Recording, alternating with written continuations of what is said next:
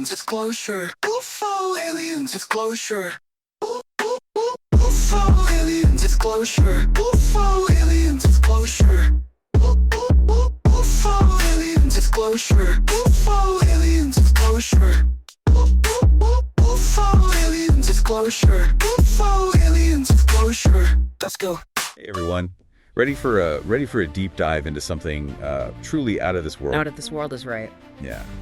Today we are going deep on UFOs, Or UAP. or as the government likes to call them now, UAP, unidentified aerial phenomena. That's the one. Yeah, basically anything weird happening in the sky that we can't easily explain. Exactly. Right. And to guide us on this deep dive, we got a whole stack of Yeah. declassified documents. Oh, yeah. And even a whole podcast about UFOs. Lots to dig into. I've got to admit, this stuff has always fascinated me, and I bet you're pretty curious too. I think it's safe to say that. Yeah. So are we going to uncover proof of alien life today? Well, maybe not definitive proof, Okay. but these sources, they raise some really, really compelling questions. That's what we're here for. Definitely. And what's really striking from the get-go is the sheer scale of the government's interest in UAPs. Yeah. I mean, these documents, they reveal that agencies like the CIA and the Department of Defense, they've been actively investigating this phenomenon for decades. Decades, going all the way back to the 1940s. Oh, wow. And it wasn't just, some passing curiosity. No. They dedicated serious resources, No resources. manpower, to projects like Project Blue Book, Project Blue Book, yeah. which meticulously documented over 12,000 sightings. 12,000. That's not just some people, seeing the evening star or something. What makes these reports even more interesting to me is that so many of them come from highly trained observers. That's right. People whose job it is to know what's up in the sky. Exactly. Think military pilots, radar operators, Yeah. even high-ranking officers. Yeah. These are professionals used to identifying aircraft, weather patterns, All that stuff. all sorts of things. Yeah.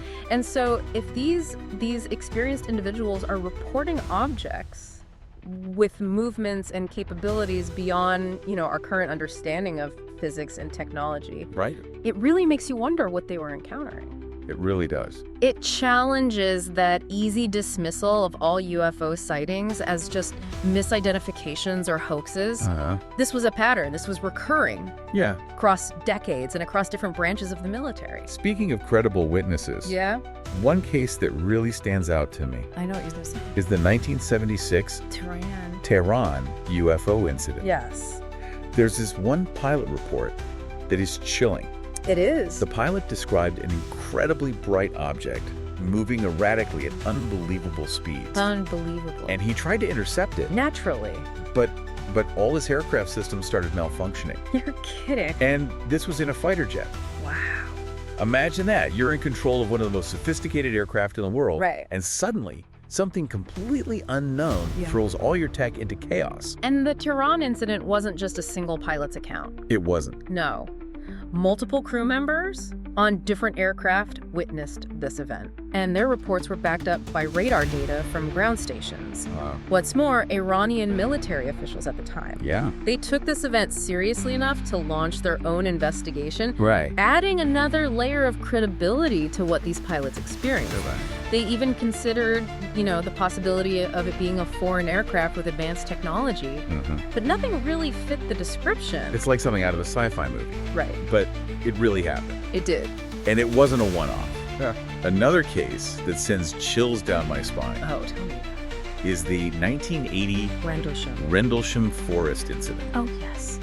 We're talking U.S. Air Force personnel stationed in the UK Right. encountering these strange lights in the forest over multiple nights, even finding what seemed to be like physical traces on the ground.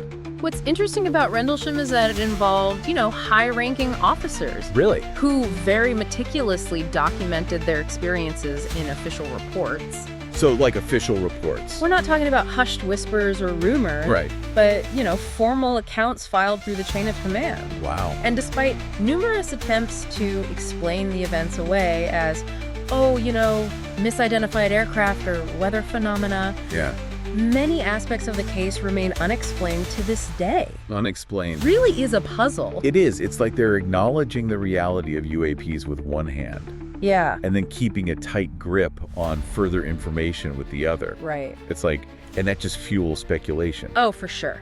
Is there more to the story? Yeah. Is there more? Because we're being told. Yeah, and the sources, they do hint Uh-huh. at the possibility of information still being classified. Perhaps even, more detailed reports or analyses Right. that haven't been released. There are people out there saying they have inside knowledge. Oh, yeah. Whistleblowers alleging, secret government programs. Right. Studying recovered UAP materials. Even reverse engineering alien technology. It sounds like a movie. It does. But is there any truth to that? I mean, it's important to approach those claims with skepticism, of course. Sure. But we can't just dismiss them outright. Right. The history of government secrecy, especially when it comes to national security or potential public concern, is well documented. Yeah. There's precedent for information being withheld, Right. sometimes for decades, Decades. before eventually coming to light. So what would be the motivation for that kind of secrecy? That's the question, isn't it? Like, what reasons could the government have for keeping a lid on this information? Yeah, It's not like we're talking about a new fighter jet here. right. This is potentially something far more groundbreaking. I think you're touching on a crucial point. Yeah. The implications of confirming, Yeah. the existence of extraterrestrial technology, for example, Yeah. would be profound, affecting everything from our scientific understanding of the universe Wow. to our philosophical and religious beliefs. It's conceivable that governments might be hesitant to release information that could, fundamentally alter our worldview, Yeah. potentially leading to widespread panic or societal upheaval. Yeah, that's a good point. Such a revelation Yeah. challenge, like the very foundations Yeah. of our society, Right. our understanding of our place in the cosmos. That's almost too big to grasp. It really is. Like, what if we're not alone? Exactly. What if there are other civilizations out there? Yeah. Some maybe far more advanced. Potentially. I don't know. These are the kinds of questions that these documents, Yeah. even indirectly, force us to confront. It's crazy. And that's what makes this topic so compelling. Yeah. It pushes us to consider possibilities that might have seemed like science fiction just a few decades ago. But it's not just about fear of the unknown, though, right? No, there are definitely strategic considerations. Like, imagine. Yeah. And the nation managed to get their hands on technology, far surpassing anything we currently possess. Oh, yeah, the geopolitical balance of power could shift dramatically. Yeah. Absolutely, the potential for technological advantage, Yep, right. particularly in the realm of military applications, Mhm. would be a significant factor in any government's decision to Right. classify information. How about UAPs? Related to UAPs, yeah, if there's even a remote chance of reverse engineering alien technology, Wow. the stakes become incredibly high. So we have this, like, strange tension, Yes. this push and pull Uh-huh. between the desire to understand these phenomena Right. and then the potential consequences of that understanding. Yeah, it's a dilemma with no easy answers. It really is. And that's where critical thinking comes in. Yeah. We need to engage with this topic not just with a sense of wonder, Mm-hmm. but also with a healthy dose of skepticism Right. and a willingness to examine all sides of the issue. It's like walking a tightrope between open-mindedness and critical analysis. Exactly. We need to be discerning consumers of information, Right. especially in an age where misinformation and sensationalism can spread so rapidly. It's crucial to rely on credible sources, Yeah. to examine the evidence carefully, and to be willing to change our minds Okay. as new information comes to light. So where does all this leave us? We've gone through, like, declassified documents. We've heard the expert analysis. Yeah, It still feels like we're just scratching the surface here. it's true. What's the takeaway for someone listening, trying to make sense of all this? I think the most important thing is to remember that the study of UAPs, it's ongoing. These declassified documents, they're not the end of the story. Right. They're more like opening a new chapter, really. Yeah. I mean, they confirm that the government, they have taken this phenomenon seriously, investigating it for much longer than a lot of people probably realize, Yeah. and that some encounters, they really do remain genuinely unexplained. Yeah, it's both exciting and a little frustrating, right? Oh, for sure. Knowing there's this whole world of potential discovery out there, Yeah. but not having all the answers. Yeah. It's like peeking through a keyhole into a room full of mysteries. Oh, I like that. That's a great analogy. Is it? Yeah. Okay. And just like with any complex puzzle, Yeah. solving it requires patience, careful observation, a willingness to consider different perspectives. Right. The scientific process is about asking questions, Sure. testing hypotheses, and revising our understanding as new evidence comes up. So what can our listeners do if they want to learn more? Oh, great questions. Like to continue exploring this topic, Yeah, where should they go? what resources should they check out? Well, there are a number of excellent starting points. Okay. Websites like the Black Vault, the CIA's Freedom of Information Act electronic reading room. I've heard of that. They provide access to a lot of these declassified documents, Wow. allowing you to really kind of delve into the primary sources directly. Yeah. And then there are numerous books and articles written by researchers and journalists who've, dedicated years to investigating this field.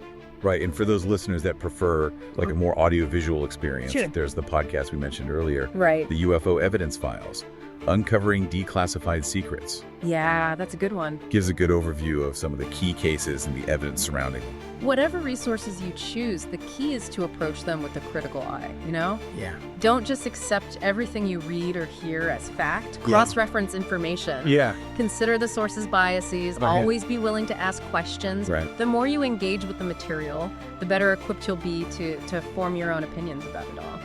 Well, I gotta say, this deep dive has only deepened my fascination with UAPs. Yeah, I get it. I'm left with even more questions than I started with. But that's not a bad thing, is it? Not at all. It's a reminder that there's still so much out there we don't understand. Absolutely. And that's pretty exciting. It really is. It really is the search for answers. Yeah. That's what drives scientific exploration. And when it comes to UAPs, that search, it's really just begun. Yeah. Who knows what discoveries await us? Right. Perhaps someday we'll have, definitive proof, one way or the other. Maybe. But until then, the mystery remains. It sure does. And that's a pretty compelling reason to keep looking up, I think.